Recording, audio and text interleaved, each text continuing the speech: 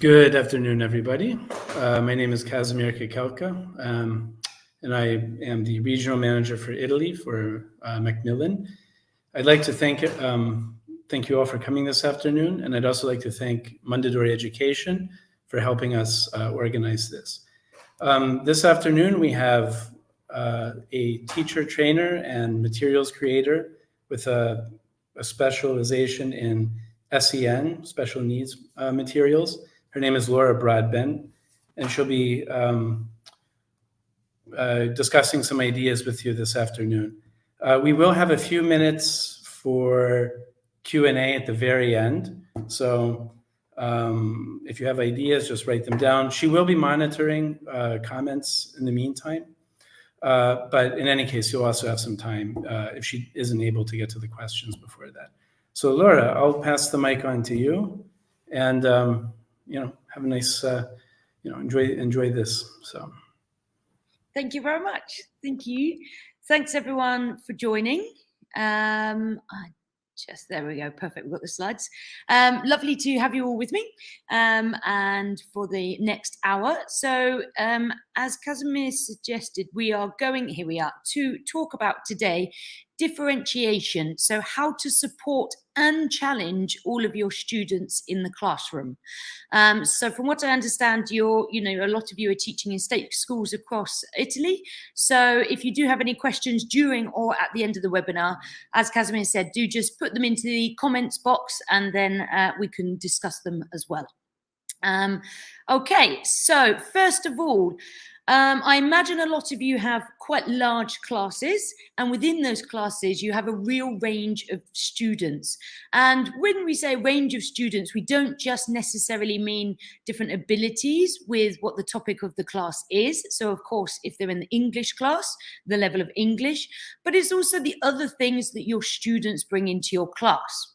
So we're going to look at that and how we can really try and harness all the strengths that our students bring us, but also support all the needs that all of our students have. And all of our students have needs. They all have different needs. As Kazimir mentioned, I'm a SEN or special educational needs specialist. And this involves a lot of understanding, not only, what are the processes, the cognitive processes going on with our students, but also then the behaviors they present to us in the classroom. Because that's when, as a teacher, it's your job to then bring everyone together and to ensure that they are learning, progressing, and enjoying the experience, and you as well as teachers. So first of all, looking in the mixed ability different elements of your classroom. So there are lots of things. You've got obviously different levels of confidence with your students, different levels of motivation, anxiety, external pressure, as we already mentioned, needs, aspirations and goals, interests. Of course, if it's, as it's in the English classroom, the starting level in English is going to be very different. Study skills, and that will be the skills they know, but also the interest they have and the way the students enjoy to learn. The memory as well. So, this is kind of touching on a bit of the special educational needs. It really, these cognitive obstacles can really affect the processing speeds and the ability to memorize information. And once it's memorized, to then bring it back out and produce the language that your students have learned. Health is a really big one. Time to study and previous language learning experience. And this, again, may be outside of English. So have your students already learned another language? Do they already know what it's like to learn another language? Do they already speak more than one language at home? So these are just a few, not all, of the things that could be behind the different abilities you have in your classroom. So when I talk about ability during the next hour, I'm just going to be talking about linguistic ability related to English in your classroom, because obviously your students will have many other abilities that obviously will range differently to their linguistic abilities. So this is the type of ability that we're going to be focusing on today. So first of all, as a teacher, It's really, really, I think, hard and challenging for you to be able to, let's say, for example, you have a classroom of 20 or 30 students, to really engage and help and support all of your different levels. Sometimes you may be presenting information, let's say, for example, explaining the past simple. And you'll see some students are really engaged and listening to you, some students looking out the window, some students writing notes of what you're saying, some students are doodling on their notebook. So you will have a lot of different reactions in your classroom. And how can we really try and bring everyone together? So not necessarily, always when you are teaching them teacher frontage, they're all being able to listen during the whole duration of the class, which may be an hour, it may be longer. And this will be for, again, various different reasons. Some students, it's very difficult to concentrate for that long. And as we're particularly talking about teenagers today, to be honest, I think all of us, our attention spans, our ability to concentrate on one thing for a long time is probably decreasing. What with, the way we're interacting with social media, we're interacting with the internet, we expect to have things instantly, and we're constantly looking at things changing. So it also can be a challenge to really engage the students, not only for the beginning of the lesson, but also in the middle and the end, and then throughout term as well. So let's look at different things we can do as teachers to try and support this. And what we're really looking for here are things that you can do, that you can take away with you today and use in your classroom tomorrow without too much preparation. Because teachers, as we know, don't have a lot of time. You've got your objectives to meet, you've got your exams to prepare for, you've got the homework to mark. So we really want to concentrate on making small changes, whether it's to your mindset and your methodology, or the materials and the content you're giving your students, or in fact, just the options you're giving them. So we'll see what we can talk about, and then if you've got any questions for gaps that we haven't filled in. So to successfully teach a mixed language level class, this will take place when us as students establish an inclusive and supportive classroom environment. So we really want to promote respect for everyone. And it can be very, very typical to see, your really motivated students always putting their hands up, always wanting to answer first, and maybe getting a bit frustrated if they have to wait for other students. And this can be through a lack of understanding of the other students' not only needs, but the other students' strengths that maybe are not so obvious in this one context, but in many other contexts, the situation would be quite different. So it's really creating this understanding, and also for us as teachers, because as a teacher, if we understand why a student may be disengaged, or why they may be looking out of the classroom, or why maybe they're yawning because, at home they're, not getting the sleep they need or whatever, then so if we as teachers have the understanding for them, it will give us a better ability to give them what the students need, and then share it amongst each other.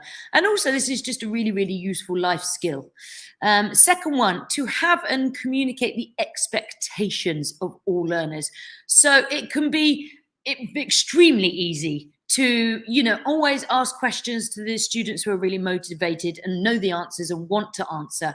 It could be really easy to say, okay, so for you, today you're going to learn the present perfect.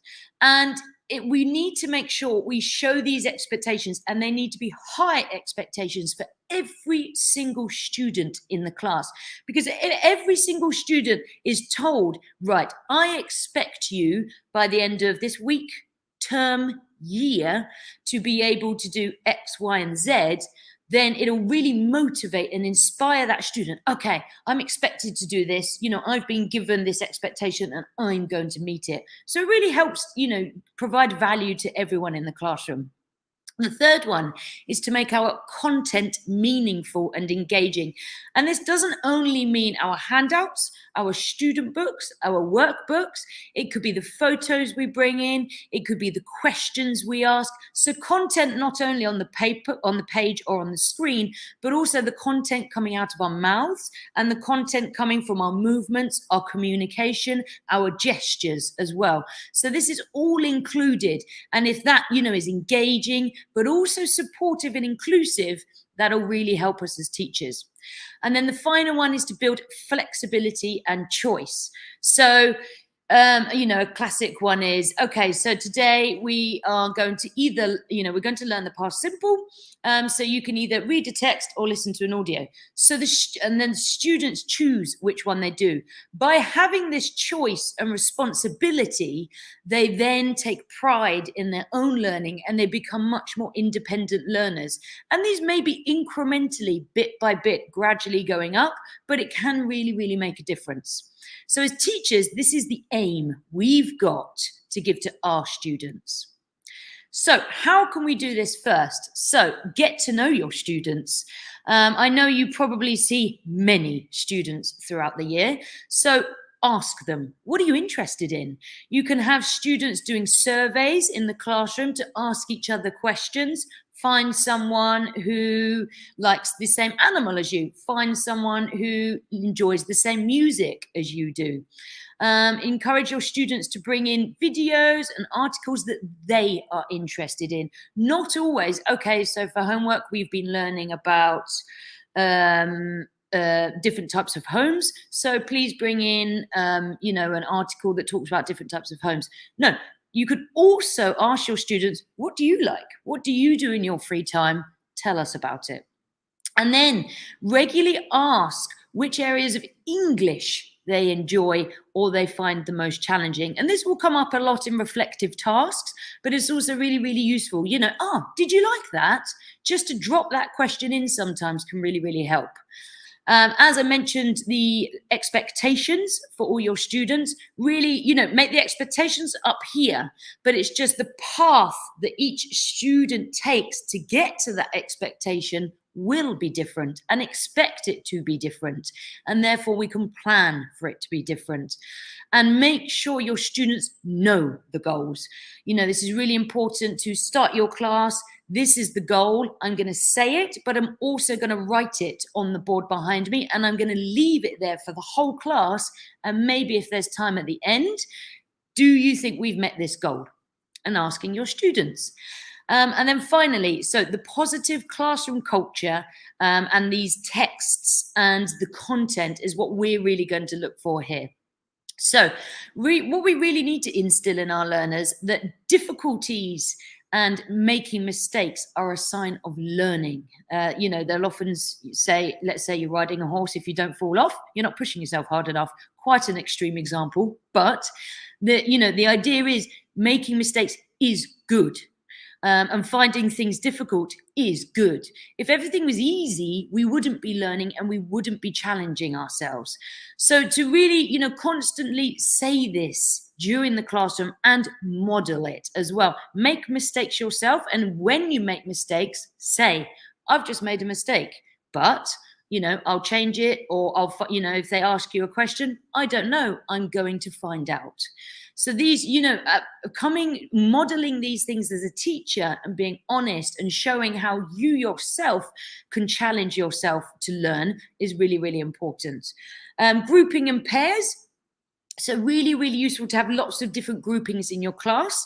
So you can have obviously pair work, sometimes the same levels working together, sometimes different levels working together, which can work really well because the higher levels, maybe if it's, you're presenting information, the high levels will be revising something and they will be modeling things to the lower levels and also really pushing the lower levels to come up and work with them. In groups, the mixed ability can also really work because because particularly, for example, with project work, you can really see that everyone has different skills. So let's say, you may have a student who's good at drawing, another student who's good at writing, another student who's good at making up stories. Put them all in a group together and they will use each other's skills. So that's really good as well.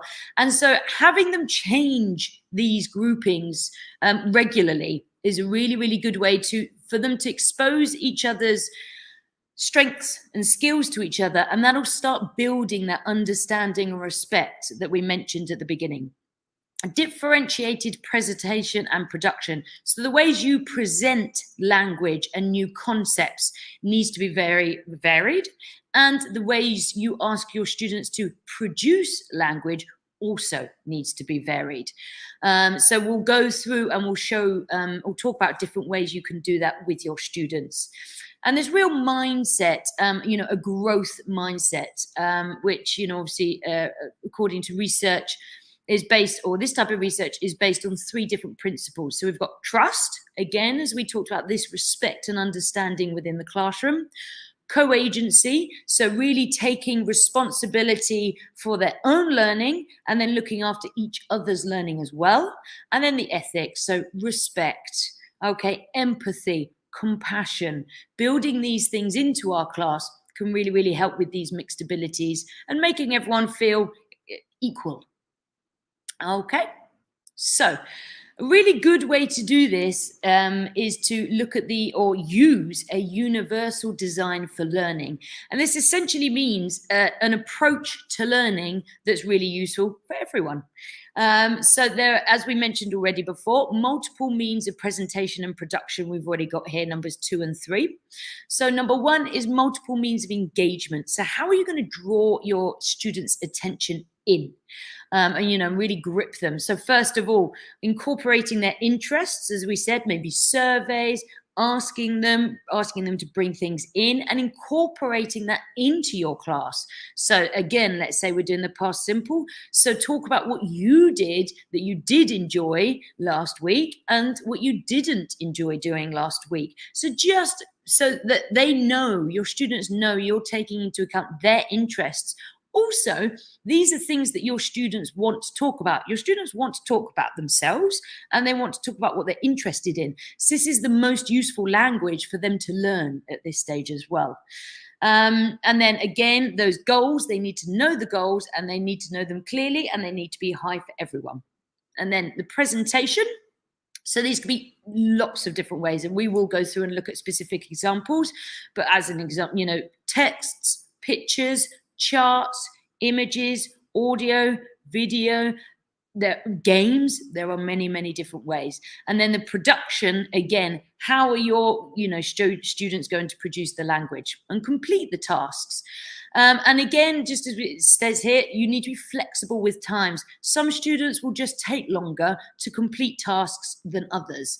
We all process things at different speeds. We all produce language at different speeds. So being able to incorporate different timings into your classroom is really useful. So maybe the students that work faster, give them 1 or 2 tasks, and the 3 or 4 tasks, and the students that maybe take longer, 1 or 2 tasks. And just so then the timings will more or less align together. And then allow students to show what they want to do in different formats. Again, we'll look at examples, but a really, really good skill here is to model yourself collaboration skills. So if a student says, an idea, that's a really good idea. Asks the question, yes, good question. So really, really, say it, because you will get a lot of students, I think it's a silly question. I think everyone will know the answer. I might not ask it. Whereas if you are constantly modeling, good question. Yes, I really like that idea. And then I encourage your students to do that to each other. And then they will start to, at least even a little bit lift the atmosphere of the classroom to be encouraging. So as soon as I say good question, I'm essentially inviting you now and in the future to ask more questions, which, as we know, is essential for our learning. Okay, so as a teacher, so when we're not at the moment, we're just going to concentrate on teacher frontage. So let's say exactly as I am with you now, I am standing at the front of the classroom and I am teaching to the whole class. So how am I going to do this to do it in a really inclusive, positive way for everyone in the classroom? So first of all, let's think about the instructions we give. With the instructions, give it in stages. So let's say there's a task they need to do, but actually there are 4 different stages of the task. So you could try just giving stage 1 first. Let everyone complete stage 1 and then give the instructions for stage 2. Then let everyone complete it and so on. So these numbers here, if your students are 10 to 12 years old, they will remember a maximum of 4 instructions. If they are 13 to 15 years old, a maximum of 5 instructions. However, remember that also on top of the instructions you're giving your students, you're asking them to absorb, process and produce language. So it's actually really helpful for us to give fewer instructions. This can really help everyone. So in fact, 1 or 2 instructions. And again, you can say it, write it on the board. Once they've completed it, tick it or cross it off, which again is showing organization and ordering skills. And then your students can concentrate on the task at hand rather than rushing through the task because they want to get on to instruction 2 and then they want to get on to task 3 and then they want to get on to task 4. So a really good way of slowing that down is to only give them 1 at a time. Signal important information coming. So there will be some students that just cannot focus and concentrate for the whole class, and we need to accept that. So therefore, if there's really key information, you could put your hand up. Oh, can you sit here? Put the hand up. This is important information coming. So it tells your students, now please focus on me. Okay. And then it allows them maybe to drift off, but they've really got that key information. So you can create your own signs, hand up, key information, anything, you know, and you can ask your students to think of an idea as well. As we already mentioned, the step-by-step on the board. And then the call and response system. So let's say your students are doing group activity, they're really engaged, they're really getting into it, they're all talking together and they're not listening to you. So you set up a call and response. Let's say, I don't know, hello, and they all have to say goodbye. Okay, the idea is they just have to respond to you because as soon as they do that, you've got their attention. So it's really just, you know, tiny, small things. The next thing is the ways we ask questions. So different questions for different students.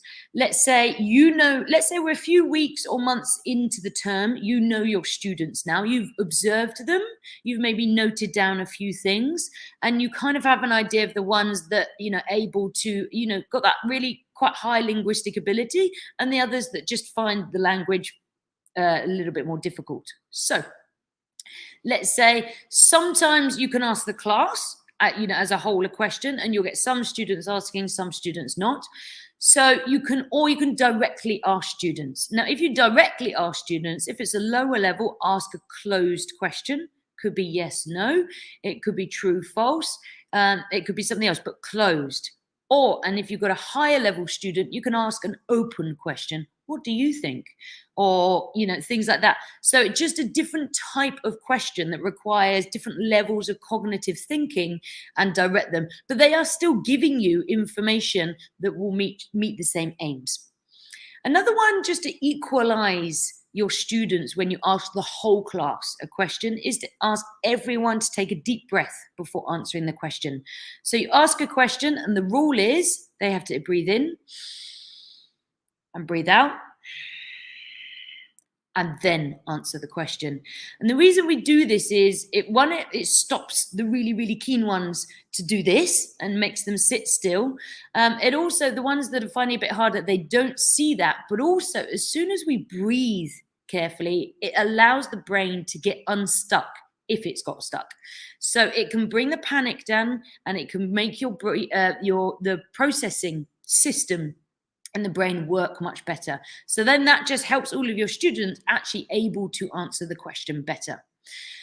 Choose students randomly. So not always choosing the confident ones, not always choosing the less confident ones, really random, really make sure it's random. You can also do that, for example, you can have a wheel on the screen. The lottery chooses different students' names. So then they know it really is a lottery and they have just been chosen at random. Think, pair, share, or think, pair, share, double think, sorry, pair, share, or mingle, think, pair, and share. So you can have your students thinking individually, compare their ideas in a pair, and then share either with another pair, a group, or the whole class. You can have the double think. So I'm going to think, and then I'm going to think with someone else. Then I'm going to think in that pair, and then I'm going to share with all of the original people.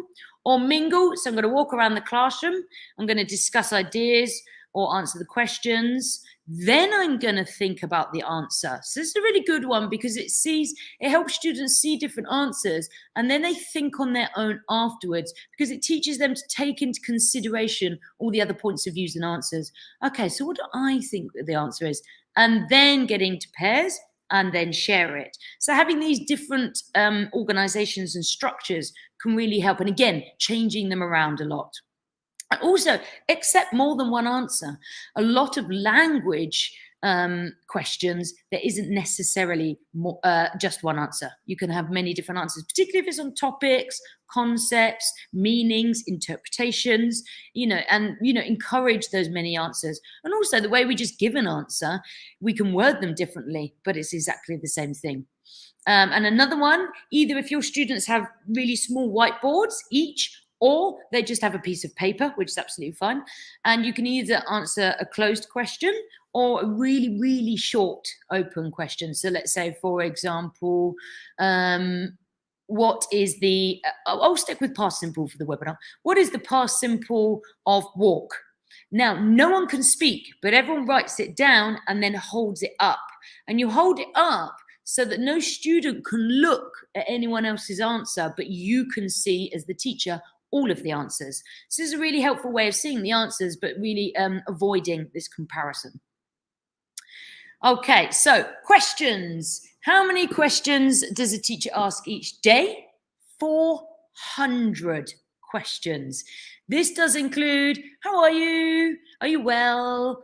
Did you find class okay? We can also have different types of questions. Factual, again, what's the past simple of walk? Information learned and own learning. So information learned and own learning are two that require much more cognitive thought. We often we on average give our students 1.4 seconds to answer a question. So I am now going to ask you a question and I'd like you to think about the answer. What is your preferred way of learning a new grammatical structure?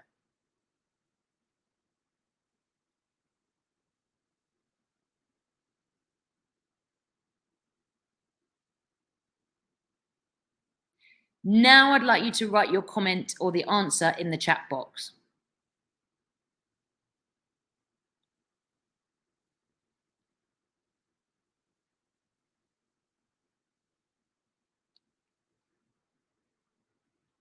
And if there are no answers, it's quite a difficult type of question. So the time I gave you to answer that question was 10 seconds. Now, imagine that I was just speaking, obviously you are learning, let's say, imagine you are one of your students, you are learning English, and I have just, oh, brilliant, we've got some answers coming through. Grammar videos. Yes, Sylvia, thank you. Another Sylvia, factual. Brilliant. Paola, video. Yes, nice. Thank you. So for me, okay, oh, maps. I like it, Marina. Nice answer. Listening to the explanation. Nice, Anna Maria. These are good. So another one, real tests. Wow. Okay. And videos as well. So as you can see, maps and videos, observation, reasoning, and practice. Pictures, brilliant. So as you can see, all of you are showing many different preferences. These are your preferences. Feedback, also a great one. So as you can see, these are really, really key. So 10 seconds is not a long time for you to think of the answer, let alone maybe say it or write it. And 2, all of the answers you are giving me are different. So this shows what we need to do for our students. So thank you for your answers. I'm going to carry on. So things you can do before a task starts: prepare your task, think about the topic, and think first of the opportunity for students to show what they know. First, you want to give your students confidence. You don't want to be straight away, okay, I'm going to tell you something that you don't know anything about yet. No, I'm going to start the class with hearing what you know first. Build that confidence at the beginning. Okay, and then group. Oh yeah, and then so you can put, if you're presenting and you put different levels together, you can group them together so they can explain to each other. So let's say, for example, we've got Mary and Christina, who like learning through videos, and Daniela, who likes working through dialogue, for example. We put you three together. Two of you watch the video you like, one of you watches the dialogue, you come together and you share your ideas. You've heard the language has been presented to you in different ways, but you're going to do exactly the same task and share exactly the same information. During a task, make small adaptations. And after a task, I remember, oh yeah, Sylvia, you said feedback, reflect, evaluate, and feedback. So how can we help our students understand information? So first of all, strategies, clues, strategies, help, extra boxes, and first language. Okay, so here we've got an example of using visual clues. And, you know, let's say we give your students a text, or they're going to listen to an audio. Often there is, if you're using a student's book, there's a photo already. And this photo will support the meaning. And again, if there's an audio, there will often be a photo as well, or an image or an illustration. So what's really useful, first, what can you see in the photo? So you're engaging and activating that previous knowledge. So they predict what the topic is already. And once you already know what the topic is of something, you're on a much more level field to then go into the task and complete it, whether it's the reading or the listening.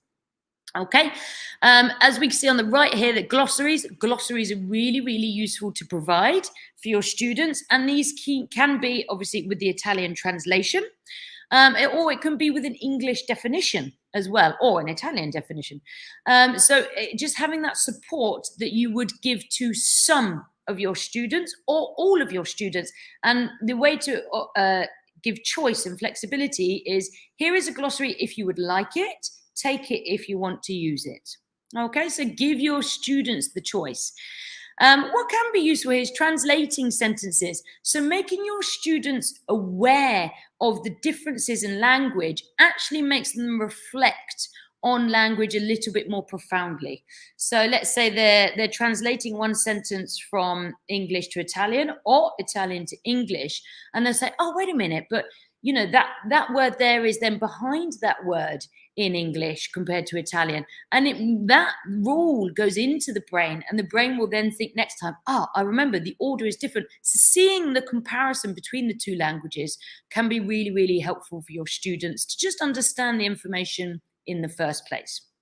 Okay, as we said, multiple means of presentation: text, audio, video, images. These could be illustrations, photos, diagrams, charts, lists. And so we just got a couple of examples here. First of all, on the left, so maybe it's really good idea, or a lot of your units in your students' books will start with, first of all, characters that they know, the characters that belong to the series, and also characters that reflects the age of your students. And then they have a story, and this will often be in a video format. I saw a lot of you like learning things through video. Obviously, I did mention grammatical structures, but lots of learning through video is how we, a lot of us are absorbing information anyway. And then, so really good way to support your students is to have the audio script available. And it may be that you play the video or the audio first time. You can have some students who are looking at the questions. If there are, you've asked them one question. Some students, really good idea, close your eyes and listen, if it's an audio particularly. If it's a video, allow them to look at the visuals as well. And then the second time round, they can just listen and read the text. So just to help them get used to not only, what they're understanding, but the pronunciation of the words they're seeing as well. So this is a way to support your lower levels while the higher levels are just listening, or listening, reading questions, or listening with their eyes closed. Also, here with grammar tables. In fact, I don't think any of you actually said grammar tables, did you? But, this is just one way to present the language in the first place. So you've got the grammar table, color-coded. And then as you can see here, we've got, a video explanation. A lot of you did say video. So video explanation is really useful. But, so if you've got lower levels, you can sit next to them and explain and go through the tables with them. And then the higher levels, either they can cover up the grammar explanation. So let's say, for example, in this context, it's cover up the yellow box, and ask them to look at the table and ask them to identify the grammar rules. And whether they say it or whether they write it down, but they have to identify it themselves. And then with lower level abilities, you can have an explanation in Italian as well. Yes, Patricia, I really like, yes, color coding. I couldn't agree more with you. I think we should color code everything.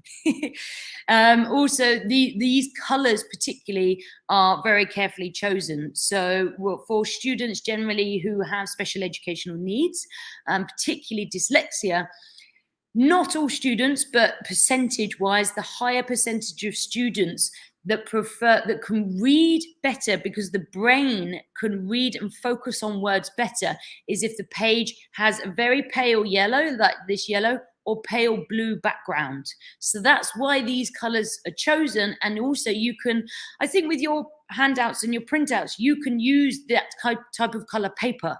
And if you print out your handouts to your students on this very pale yellow paper, or change the font, the writing color to a dark gray if it's on a white background, that will help some of your students read better. And if they can read better, they can understand the information better. If they can understand the information better, they can join in and learn and participate and produce the language better. So that's one option that you can try as well. A lot of this is trying, asking, getting feedback, and seeing if your students enjoyed it or not. Okay, more presentation.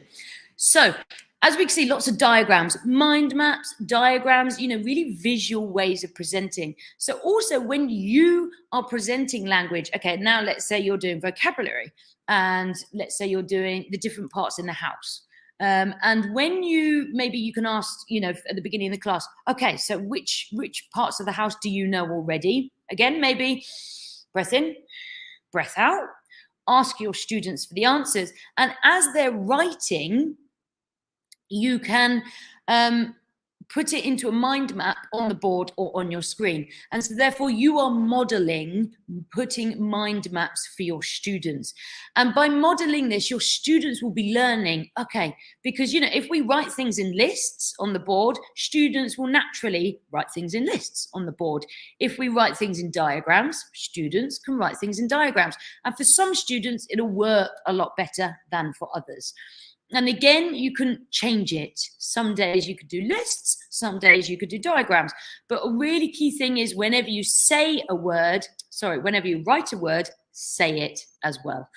So the students are hearing it and they're hearing the sound, because some students will have a really, really good strength at the pronunciation and listening skills. They'll recognize the sound. Maybe they're very high skilled in music, so they will hear the musicality and it'll make sense to them. They'll hear the stress, they'll hear the intonation changes, and those can be really, really useful to model to our students. And also another thing with these mind maps is a really good model of organizing information. So some maybe lower levels also, if they're right, maybe they write more slowly. And so ask them just to write one word. So you can ask the higher levels to maybe write the vocabulary, and then under each word, write a sentence or a phrase, including that piece of vocabulary. And then You can have, they're using the language already, and the lower levels are just writing the words. And again, that allows for the different speeds of work that your students can do. Okay, reading. This can often be a difficult one, particularly with teenage students.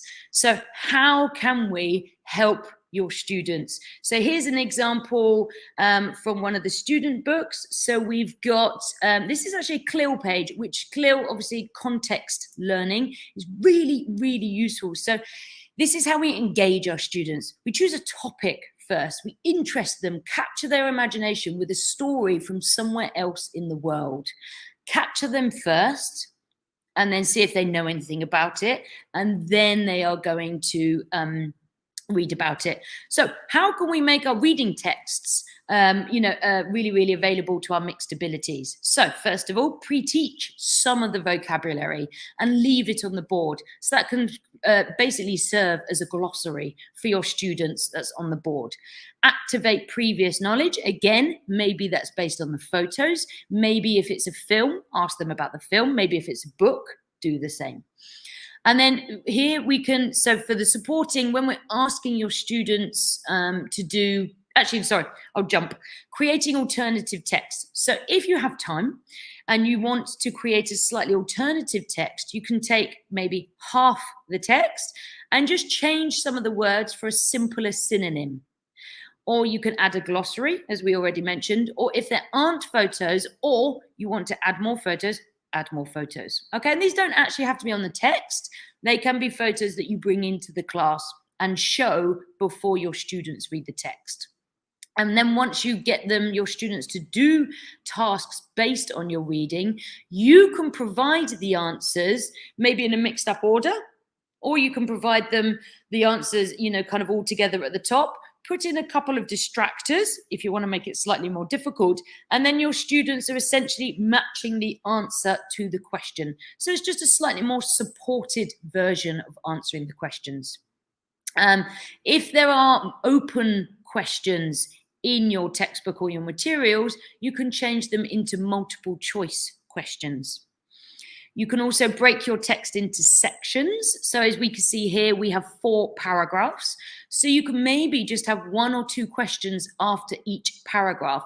So that just helps your student make sure they've understood that paragraph before moving on to the next one. And again, you can ask the lower levels to just read the first 2 paragraphs. And then, that's absolutely fine. They take their time, they understand it, and there's the other levels can be reading the whole thing. Now, if you want to make a text more difficult, you can put gaps into the text yourself. So again, you can just, take a really, really dark pen and they, cross out some of the words. And you can make this into an activity. Maybe you just cross out prepositions, or maybe you cross out context words. You can also create more difficult synonyms. So, really push the level of their vocabulary up. If you really want, you can make it longer. So you may not do that with this type of text because it's already quite long. But if your students have got a shorter text, maybe in one of the activities they're doing, you can make it slightly longer. You can also, have your students, while some of the other levels are still reading, you can have your students find more vocabulary they don't know. Ask them to look it up, so obviously provide dictionaries, and also write their own definitions, again, in Italian or English. And then, they're really building up their own vocabulary list. And then they can you can either write questions about the text, or if there are already comprehension questions, which will always follow these texts, they can add to them and add more comprehension questions. So you can do that. So that will just help, again, level the time of your students. So you're not having to control lots of different groups working on lots of different things. Okay.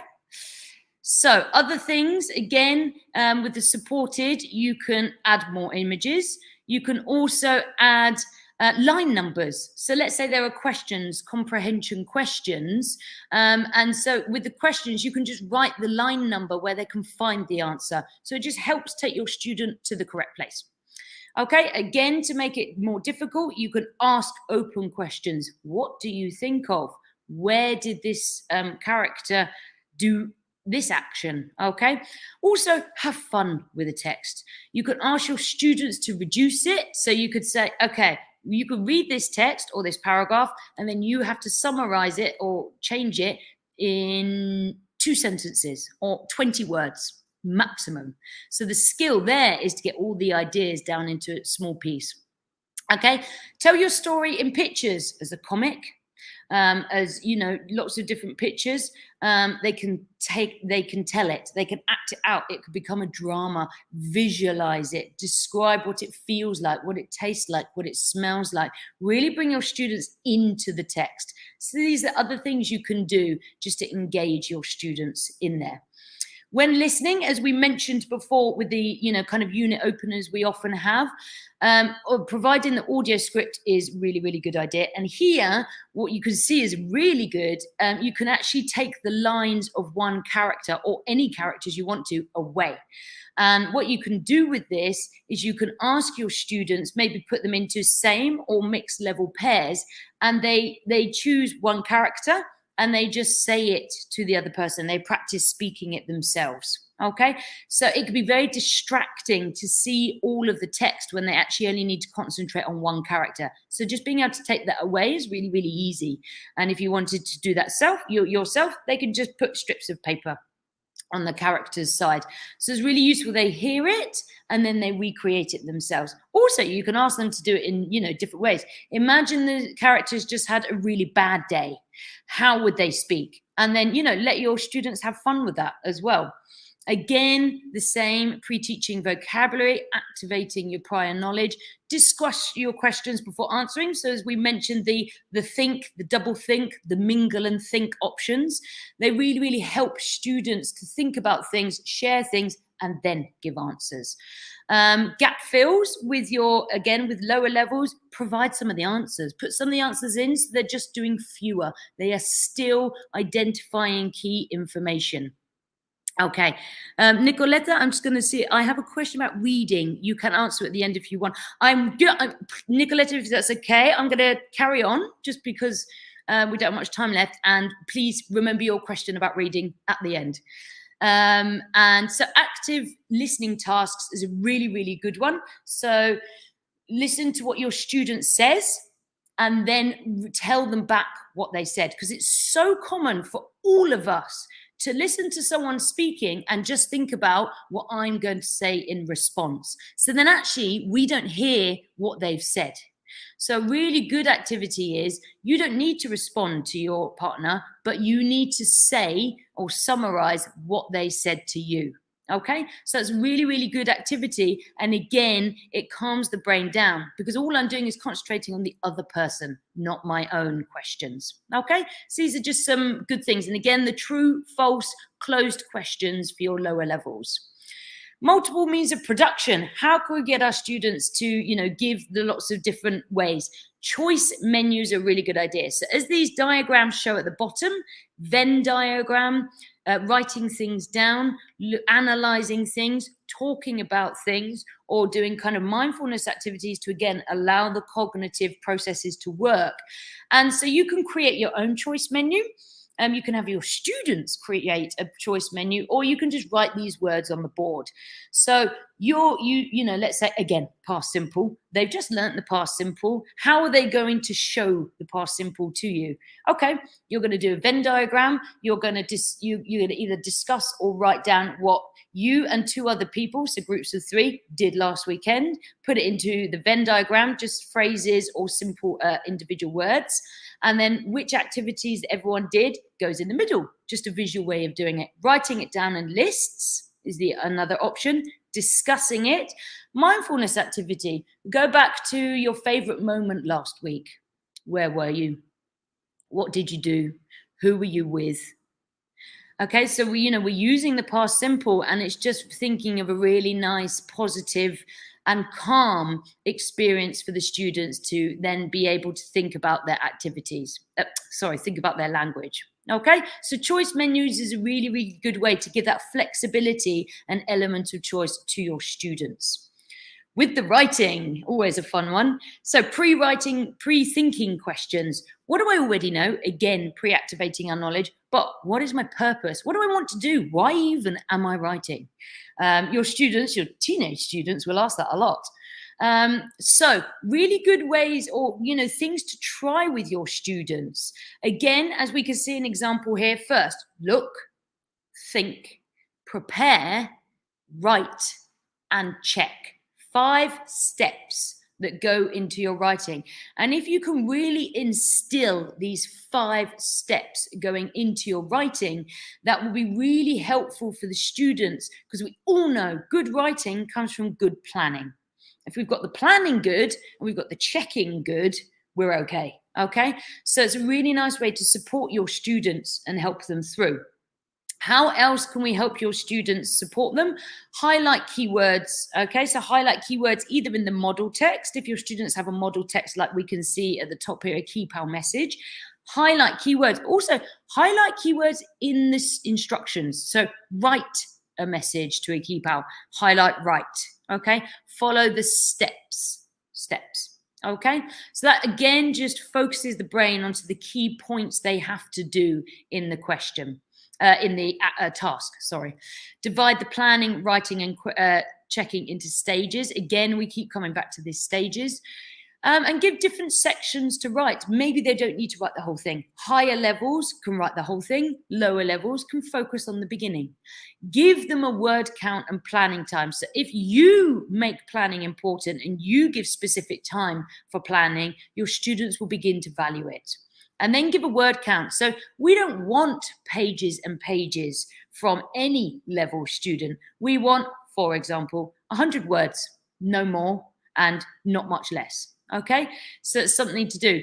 This playing music, some people love it, some people hate it. It's an option. Okay, so again, it's just the calming thing to do to help your different levels.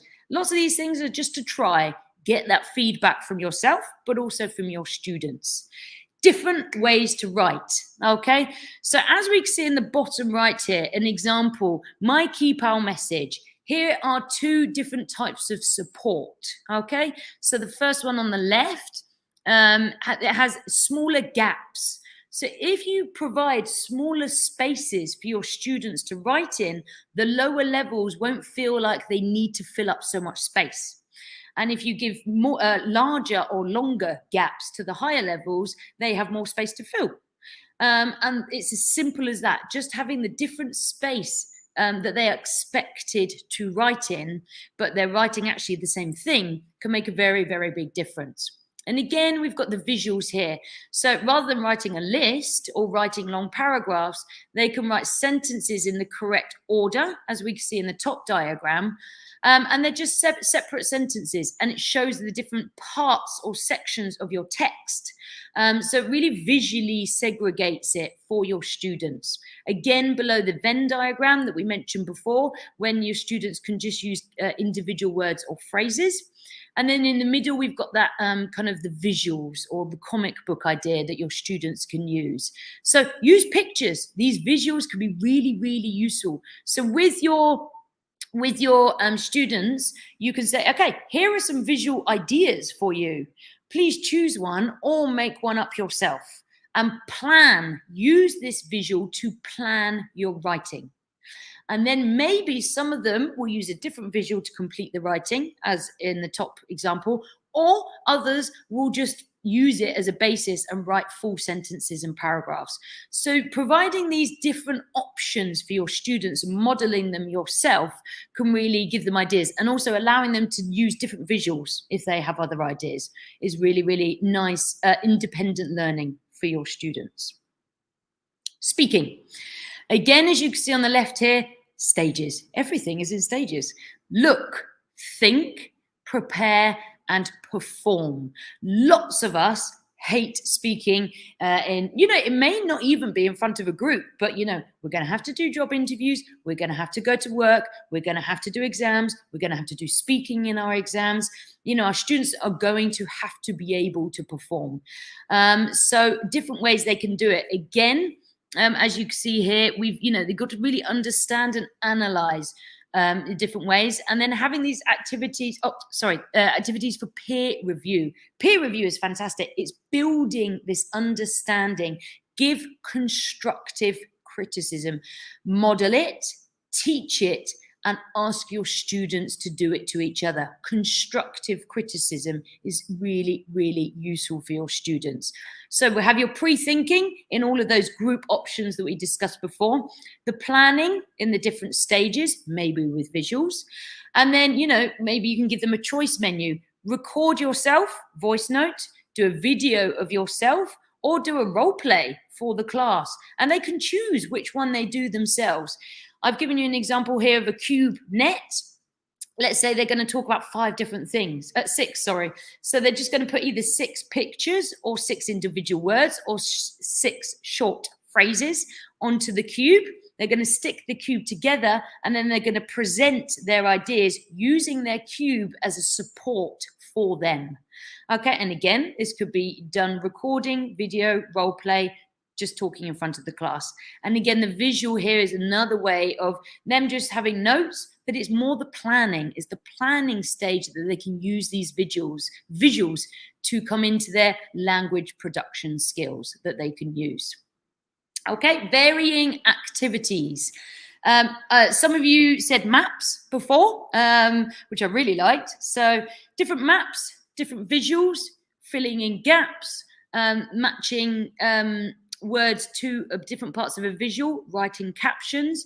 As we see in the middle here, we've got boxes. Different parts of the sentence first have different colors, as we all already agreed we all love color coding.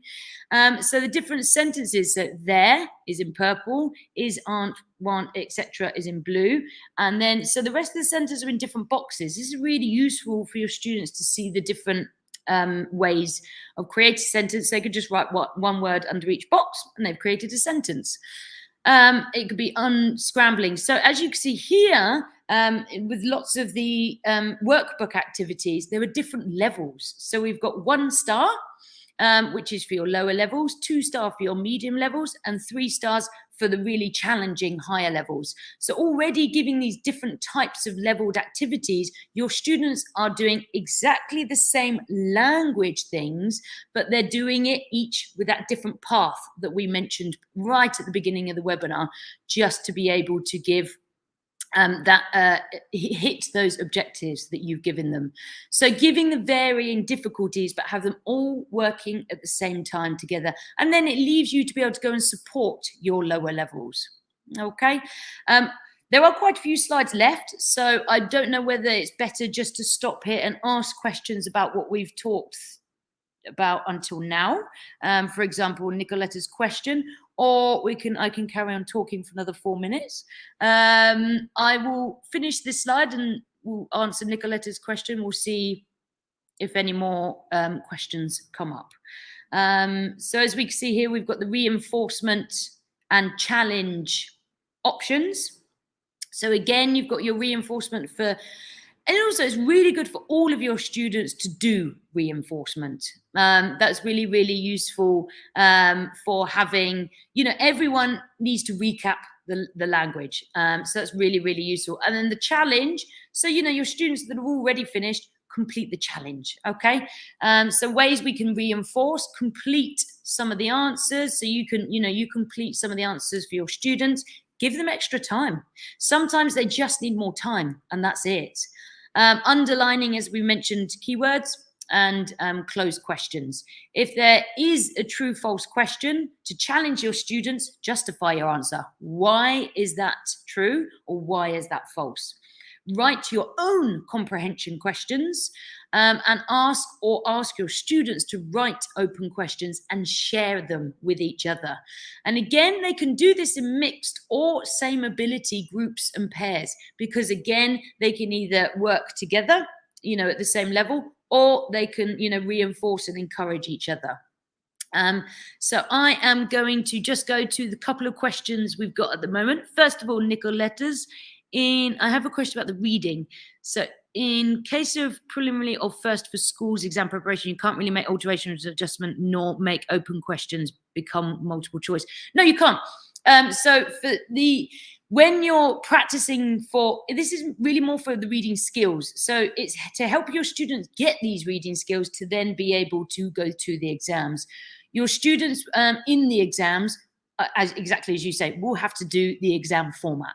And so you can build their confidence in class by giving them more time, having them focus on specific parts of the exam or text, sorry. And then you are building their confidence, because if we don't build their confidence, they will never be able to get to that same level of the exam at all. And reading is the paper some students struggle with. Do you have any suggestions for students with dyslexia or dysgraphia? Hello. So Nicoletta, with your suggestions for reading, yes. Again, printing, one thing to print your reading text onto the pale yellow paper actually makes more of a difference than we can imagine.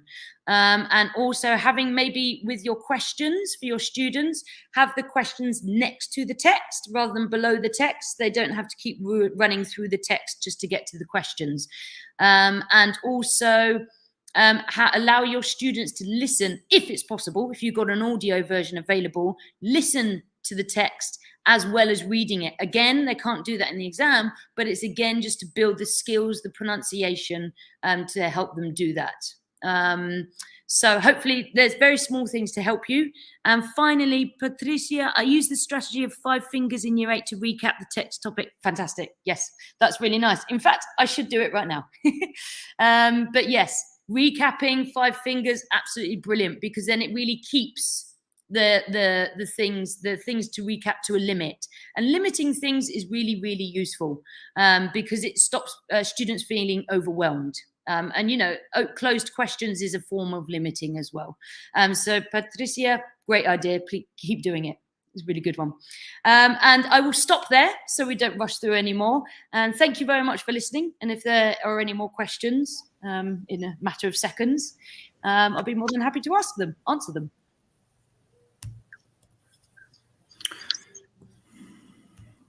I think we've got a couple here. Okay. A few comments coming in. But yeah, thank you, Laura. That was good. I was able to follow it in the background. So. Brilliant.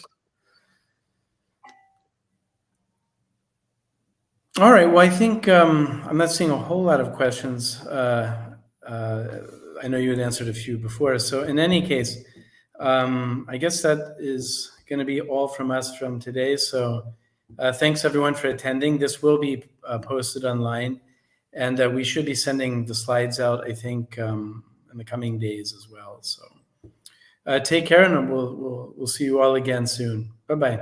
Thank you. Bye-bye.